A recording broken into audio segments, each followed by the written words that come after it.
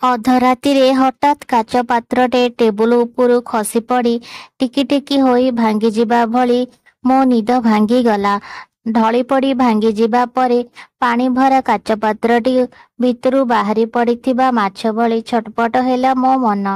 ପେଟ ଉପରୁ 2 ବର୍ଷର କୁନି ପୁଅର ହାତଟିକୁ କାଢ଼ି ନେଇ ବିଛଣାରେ ଘୋର ନିଦରେ ଶୋଇଥିବା ମୋ ସ୍ୱାମୀଙ୍କ ମୁହଁକୁ ଟିକେ ଚାହିଁଲି। ବେଶ୍ ଅସହାୟ ମନେ କଲି ନିଜକୁ। ଶୀତତାପ ନିୟନ୍ତ୍ରଣ ଯନ୍ତ୍ର ଚାଲିଥିବା ସତ୍ତ୍ୱେ ମୋ ଦେହରୁ ଗମ୍ ଗମ୍ ଝାଳ ବାହାରି ପଡ଼ୁଥିଲା ଓ ତା ସହିତ ଶୁଖି ଶୁଖି ଯାଉଥିଲା ତଣ୍ଟି। ଅଣନିଶ୍ୱାସୀ ହୋଇ ବିଛଣା ଛାଡ଼ି ଦୌଡ଼ିଗଲି ଛାତ ଉପରକୁ। ମନେ ହେଉଥିଲା ସତେ ଯେମିତି କେହି ଜଣେ ଏ ନିଃଶବ୍ଦ ପ୍ରହରରେ ମୋ ହାତ ଧରି ଟାଣି ନେଉଛି। ଛାତ ଉପରକୁ ଯାଇ ଦେଖେ ତ ସେଇ ଜହ୍ନ। ମୋ ଦେହ ଓ ମନରେ ଖେଳିଗଲା ଅମାପ ପୁଲକ। ଶୀତଳ ମନଟା ହଠାତ୍ ଚଳଚଞ୍ଚଳ କେମିତି ହୋଇଗଲା ମୁଁ ବୁଝିପାରୁ ନଥିଲି କି ବୁଝିବାକୁ ଚେଷ୍ଟା କରୁନଥିଲି। ଏ ମିଛମାୟା ସଂସାରର ସମସ୍ତ ଶୃଙ୍ଖଳକୁ ଭାଙ୍ଗି ଦେଇ ଚାଲି ଯାଇଥିଲି ମୁଁ 5 ବର୍ଷ ତଳକୁ, ମୋ ମନର ମଣିଷ ପ୍ରଣୟଙ୍କ ପାଖକୁ। ପ୍ରଣୟ ଖାଲି ନାଁ ନୁହେଁ, ବାସ୍ତବରେ ବି ସେ ଥିଲେ ପ୍ରେମ ପ୍ରୀତି ପ୍ରଣୟର ଦରଦୀ ମଣିଷଟିଏ। ବୈଶାଖର ଥୁଣ୍ଟା ବରଗଛ ତଳେ ବସି ସେ ରଚନା କରିପାରୁଥିଲେ ବସନ୍ତ ମୃଦୁ ମଳୟର କବିତା। ଖୁବ୍ ଭାବପ୍ରବଣ ଓ ସମ୍ବେଦନଶୀଳ ସଂସ୍କାରୀ ମଣିଷଟିଏ ଥିଲେ ପ୍ରଣୟ। ଆଉ ମୁଁ ଥିଲି ଠିକ୍ ବିପରୀତ ସ୍ୱଭାବର। ଦୀର୍ଘ 6 ମାସ କାଶ ଲାଗି ରହିଥିବାରୁ ଉଚ୍ଚ ଚିକିତ୍ସା ପାଇଁ ସେ ଆସିଥିଲେ ଭୁବନେଶ୍ୱର। ଚିକିତ୍ସାର 5 ଦିନ ପରେ ତାଙ୍କ ଅବସ୍ଥାରେ ସାମାନ୍ୟ ଉନ୍ନତି ହେବାରୁ ମୋ ମା ତାଙ୍କୁ ନେଇ ଆସିଥିଲେ ଆମ ଘରକୁ। ଯେହେତୁ ମୋ ମା ଏବଂ ପ୍ରଣୟର ମା ଥିଲେ ପିଲାଦିନର ବାନ୍ଧବୀ, ସେଦିନ ଥିଲା ଆମ ଘରେ ପ୍ରଣୟଙ୍କ ତୃତୀୟ ରାତି। ଫେବୃଆରୀ 5 ତାରିଖ ରାତି 12ଟା ବେଳର ଘଟଣା। ଘରେ ବାପା ମା ଓ ଭାଇ ସମସ୍ତେ ଶୋଇପଡ଼ିଥିଲେ, କିନ୍ତୁ ମୁଁ ଥିଲି ପ୍ରଣୟଙ୍କ ପାଖରେ। ଯେହେତୁ ଠିକ୍ ସମୟରେ ତାଙ୍କୁ ଔଷଧ ଦେବା ଓ ତାଙ୍କ ଦେଖାଶୁଣା କରିବା ଦାୟିତ୍ୱ ମୋତେ ଦେଇ କ୍ଳାନ୍ତ ହୋଇଯାଉଥିଲେ ମା। ମୁଁ ଥିଲି ଫାର୍ମାସି ଛାତ୍ରୀ, ତେଣୁ ଏସବୁ କାମ ମୋତେ କଷ୍ଟ ଲାଗୁନଥିଲା। ସେଦିନ ରାତିରେ ପ୍ରଣୟ ବେଶ୍ ସୁସ୍ଥ ଜଣା ପଡ଼ୁଥିଲେ। ତାଙ୍କ ସହ କଥା ହେଉ ହେଉ ପ୍ରେମ ପ୍ରସଙ୍ଗ ଆଡ଼କୁ କଥା ଚାଲି ଯାଇଥିଲା। ମୁଁ ଥିଲି ପ୍ରେମର ଘୋର ବିରୋଧୀ। ସାଙ୍ଗମାନଙ୍କଠାରୁ ପ୍ରତାରଣାର କାହାଣୀ ଶୁଣି ଶୁଣି ମୋ ମନରେ ଭରି ରହିଥିଲା ପ୍ରେମ ପ୍ରତି ଅସରନ୍ତି ଘୃଣା। ଆଉ ସେଇ ସବୁକୁ ପୁଞ୍ଜି କରି ପ୍ରେମ ବିଷୟରେ ଯୁକ୍ତି ବାଢ଼ିଥିଲି ମୁଁ। କିନ୍ତୁ 6ଠ ଶ୍ରେଣୀରୁ ପ୍ରେମ କବିତା ଲେଖୁଥିବା ପ୍ରଣୟ ସେ ସବୁକୁ ମାନିବାକୁ ଆଦୌ ପ୍ରସ୍ତୁତ ନଥିଲେ। ମୋଠାରୁ ଏସବୁ ଶୁଣିବା ପରେ ପ୍ରଣୟ ମୋତେ କହିଥିଲେ, ମୋତେ ଯେତେ ଯାହା କହୁଛ କୁହ, କିନ୍ତୁ ମୁଁ ତମ ଘର ଛାଡ଼ିବା ପୂର୍ବରୁ ତୁମେ ଦିନେ ପ୍ରେମର ଅସ୍ତିତ୍ୱକୁ ମୁକ୍ତ କଣ୍ଠରେ ସ୍ୱୀକାର କରିବ। ତାପରେ ମୁଁ କହିଥିଲି, ନା କେବେ ନୁହେଁ। ତମେ ଜାଣିନ ମୁଁ ଖୁବ୍ ଜିଦଖୋର। ବାସ୍ ତାପରେ ସେ ଟିକିଏ ସ୍ମିତ ହାସ୍ୟ ଦେଇ ମୋ ହାତ ଧରି ଟାଣି ନେଇଥିଲେ ଛାତ ଉପରକୁ। ମୁଁ କିଛି କହିବା ଆଗରୁ ସେ ମୋତେ କହିଥିଲେ, ତମେ ଛୋଟବେଳୁ ଅନେକ ପ୍ରେମ କାହାଣୀ ଶୁଣିଥିବ, କିନ୍ତୁ ଜହ୍ନ ଓ କଇଁର ପ୍ରେମକୁ ସବୁଠୁ ବେଶୀ ଶାଶ୍ୱତ ଓ ଚିରନ୍ତନ ବୋଲି କାହିଁକି କୁହାଯାଏ ଜାଣିଛ?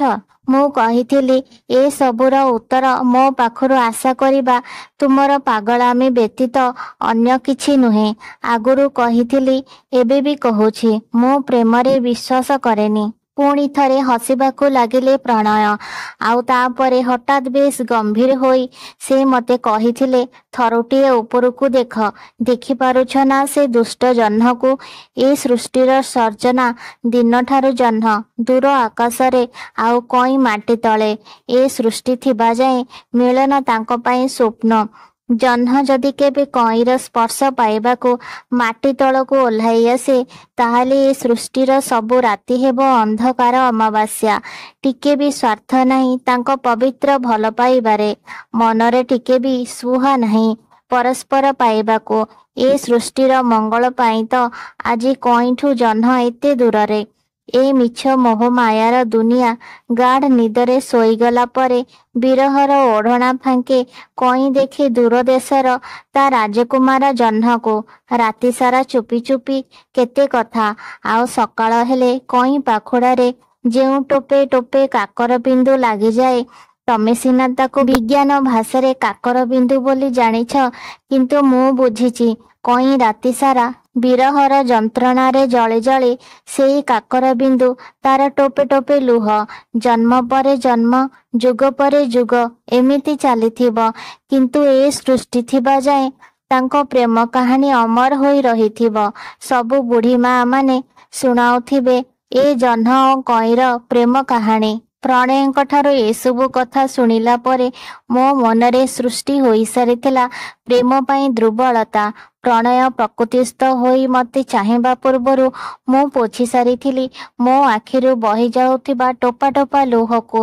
ଏକ କୃତ୍ରିମ ହସ ହସିଦେଇ ମୁଁ କହିଥିଲି, ଆଚ୍ଛା ମନେକର ତୁମକୁ ଯଦି କେଉଁ ଝିଅ ତା ଜୀବନଠୁ ଅଧିକ ଭଲ ପାଏ ଆଉ ତୁମ ବାପା ମା ତାକୁ ଗ୍ରହଣ କରିବାକୁ ମନା କରିଦିଅନ୍ତି, ତାହେଲେ କ'ଣ ତୁମେ ସେ ଝିଅକୁ କଇଁ ଭଳି ବିରହ ଯନ୍ତ୍ରଣାରେ ଛଟପଟ ହୋଇ ଜଳିବାକୁ ଛାଡ଼ିଦେବ? ପ୍ରଣୟ ନିର୍ବିକ ଭାବେ କହିଥିଲେ, ହଁ, ପ୍ରେମ ଶାଶ୍ୱତ, ପ୍ରେମ ପବିତ୍ର, ପ୍ରେମ ନବଜାତ ନିଷ୍ପାପ ଶିଶୁର ଓଠ କୋଣରୁ ଝରୁଥିବା ହସଠାରୁ ବି ବେଶୀ ନିରୀହ। ଯଦି ନିଜ ପ୍ରେମକୁ ପାଇବାକୁ ଯାଇ ଆଉ କାହା ଆଖିରୁ ଟୋପେ ବି ଲୁହ ଝରିଯାଏ, ତାହେଲେ ସେ ପ୍ରେମ ନିରର୍ଥକ। ତେଣୁ ପ୍ରେମର ଅନ୍ୟ ନାମ ତ୍ୟାଗ। ଏସବୁ କଥା ଶୁଣି ଏକ ଅଜଣା ଶିହରଣ ଖେଳି ଯାଇଥିଲା ମୋର ପ୍ରତିଟି ଶିରା ପ୍ରଶିରାରେ। କହିବାକୁ ଗଲେ ମୋ ହୃଦୟ ସ୍ୱୀକାର କରିସାରିଥିଲା ପ୍ରେମର ଅସ୍ତିତ୍ୱକୁ। ତାପରେ ମୁଁ ଟିକେ ସାହସ ସାଉଁଟି କହିଥିଲି, ତୁମେ କେବେ ପ୍ରେମ କରିଛ କେଉଁ ଝିଅକୁ? ସେ କହିଥିଲେ ନା। ତାପରେ ମୁଁ କହିଥିଲି, ଯଦି ତୁମକୁ କେହି କଇଁ ଭଳି ଭଲ ପାଏ ତାହେଲେ? ସେ କହିଥିଲେ, ଜୀବନଠୁ ବେଶୀ ଭଲ ପାଇବି ତାକୁ, କିନ୍ତୁ ମୋତେ କେଉଁଠୁ ମିଳିବ ସେ କଇଁ? ସମସ୍ତ ଶକ୍ତି ଓ ସାହସକୁ ସଞ୍ଚୟ କରି ମୁଁ କହିଥିଲି, ମୁଁ ଯଦି ସେ କଇଁ ହେବି ତାହେଲେ? ପ୍ରଣୟ ସ୍ତବ୍ଧ ହୋଇ ଚାହିଁ ରହିଥିଲେ ମୋତେ। ତାଙ୍କ ମୁହଁରୁ ପଦେ ବି ଶବ୍ଦ ବାହାରୁ ନଥିଲା। ସେ କିଛି କହିବା ଆଗରୁ ମୁଁ କିନ୍ତୁ ସେତେବେଳେ ତାଙ୍କ ଛାତିରେ ଢଳିପଡ଼ି ହଜେଇ ଦେଇଥିଲି ନିଜକୁ। ମୋ ଭିତରେ ଥିବା ପ୍ରତିଟି ଶୂନ୍ୟତା ପ୍ରତିବଦଳରେ ପୂର୍ଣ୍ଣତା ହିଁ ପୂର୍ଣ୍ଣତା। ପ୍ରକୃତରେ ବି ସେଇଆ ହିଁ ହୋଇଥିଲା। ଯେହେତୁ ମୁଁ ପ୍ରଣୟଙ୍କ ଠାରୁ ବୟସରେ ବର୍ଷେ ବଡ଼ ଥିଲି, ତେଣୁ ତାଙ୍କ ମା ମୋତେ ଗ୍ରହଣ କରିବାକୁ ମନା କରିଦେଇଥିଲେ। ଆଉ ସମସ୍ତଙ୍କ ଖୁସି ପାଇଁ ଆଜି ସେ ଦୂର ଆକାଶର ଜହ୍ନ ଆଉ ମୁଁ ହୋଇଯାଇଛି କଇଁ। ଶେଷଥର ପାଇଁ ପ୍ରଣୟଙ୍କ ସହ ମୋ ବାହାଘରର 2 ଦିନ ପୂର୍ବରୁ ଦେଖା ହୋଇଥିଲା ଷ୍ଟେସନରେ। ସେତେବେଳେ ସେ କହିଥିଲେ, ଭଗବାନ ହୋଇ ସୁଦ୍ଧା କୃଷ୍ଣ ରାଧାଙ୍କୁ ପାଇନଥିଲେ ସତ, କିନ୍ତୁ ଯେତେବେଳେ ବି ପ୍ରେମ ପ୍ରସଙ୍ଗ ଉଠେ ରାଧାଙ୍କ ସହ କୃଷ୍ଣ ହିଁ ପୂଜା ପାଆନ୍ତି, ଟଙ୍କା ସ୍ୱାମୀ ନୁହେଁ। ଆଉ ପ୍ରେମର ସମସ୍ତ ବିରହକୁ ପୁଞ୍ଜି କରି ପ୍ରଣୟ ଆଜି ହୋଇଯାଇଛନ୍ତି ଜଣେ ବେଶ୍ ଜଣାଶୁଣା ବିଦଗ୍ଧ କବି। ସେ ଯେଉଁଠି ବି ଥାଆନ୍ତୁ, ଜହ୍ନ ଭଳି ହସୁଥାନ୍ତୁ। କାହାଣୀଟି ଯଦି ଆପଣମାନଙ୍କୁ ପସନ୍ଦ ଆସୁଥାଏ ତେବେ ଭିଡ଼ିଓଟିକୁ ଲାଇକ୍, ସେୟାର ଏବଂ କମେଣ୍ଟ ବକ୍ସରେ ମତାମତ ଜଣାନ୍ତୁ ଏବଂ ଚ୍ୟାନେଲରେ ଯଦି ନୂଆ ଅଛନ୍ତି ତେବେ ଚ୍ୟାନେଲକୁ ସବସ୍କ୍ରାଇବ୍ କରନ୍ତୁ। ଭିଡ଼ିଓଟିକୁ ଶେଷ ପର୍ଯ୍ୟନ୍ତ ଦେଖିଥିବାରୁ ଆପଣମାନଙ୍କୁ ଧନ୍ୟବାଦ। ଜୟ ଜଗନ୍ନାଥ।